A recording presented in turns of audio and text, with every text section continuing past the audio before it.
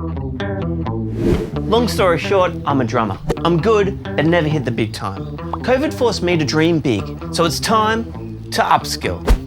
I'm going to be chatting to musician friends and learning new skills that will make me a superstar. Or at least a better musician.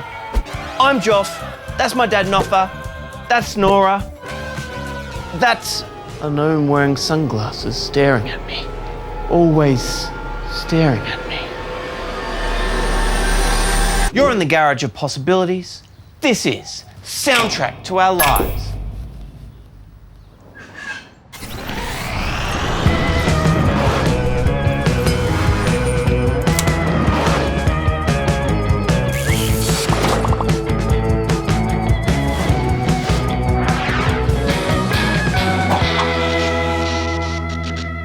I love playing the drums and making music, but it involves using a heap of equipment.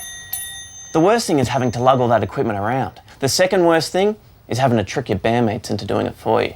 Here, in the Garage of Possibilities, we're all about thinking outside the box. Could I actually make music without any instruments?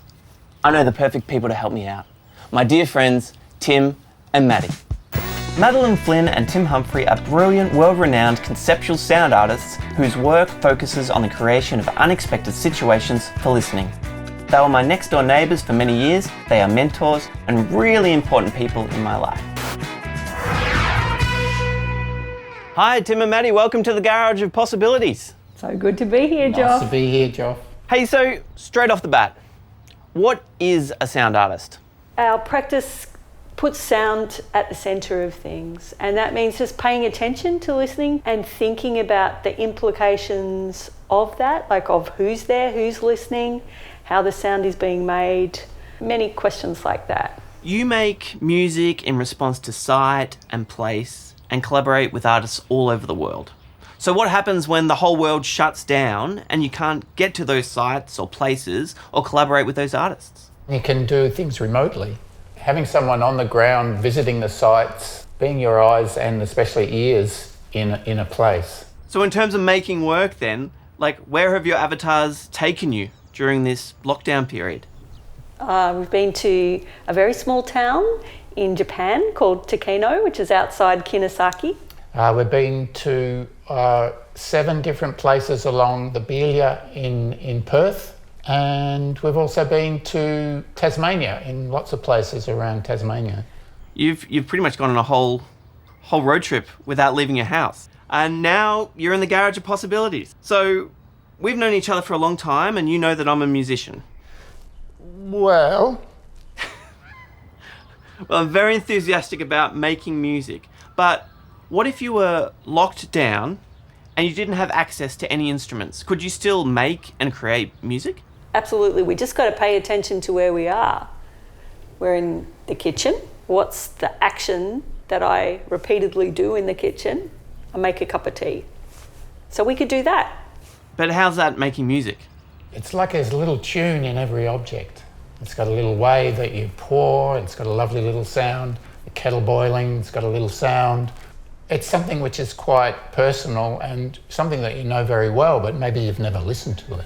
Let's try and make music by making a cup of tea. Let's do it, Joff. Let's do it. So I'm ready to begin my journey. What would step one be?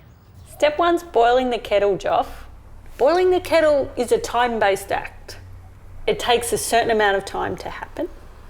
And during that time, you can pay attention to how that sounds. It's sort of like an ostinato or a continuo. It's something that continues. Take a couple of steps back because the proximity to the sound, your distance from the sound, changes the way you perceive it. So now you're in another resonant space. You're in a different shaped space to the space that the kettle's in.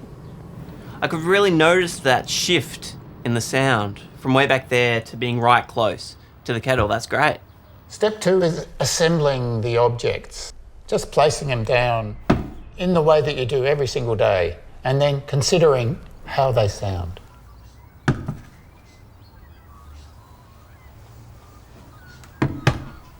It's nice to think about the space in between as well, the time that you took to place each thing.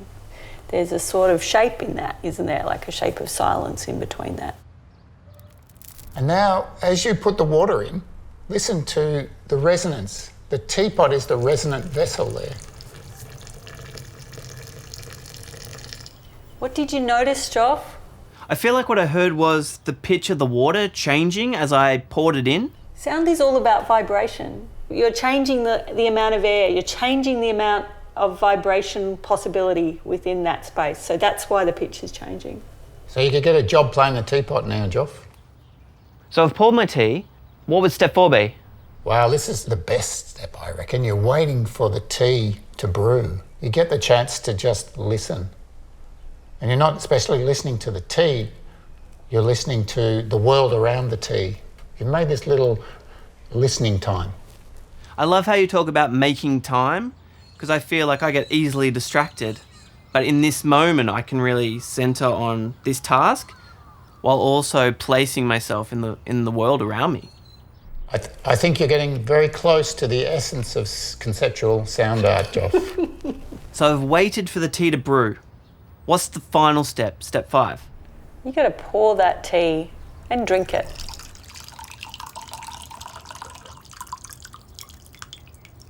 There's this beautiful intimacy when you bring the cup to your mouth.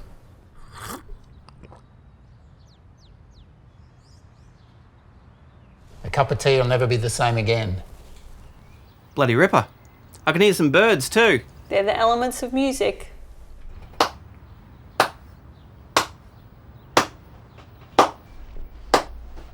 Thanks so much, Tim and Maddie, and thanks everyone for joining us in the Garage of Possibilities. As well as getting a slow clap from Noffa, I feel like I've been able to experience sound in a new way. So Tim and Maddie, how can we take this to the next step? How can we make this a musical performance? Let's have a go at making something together, Joff.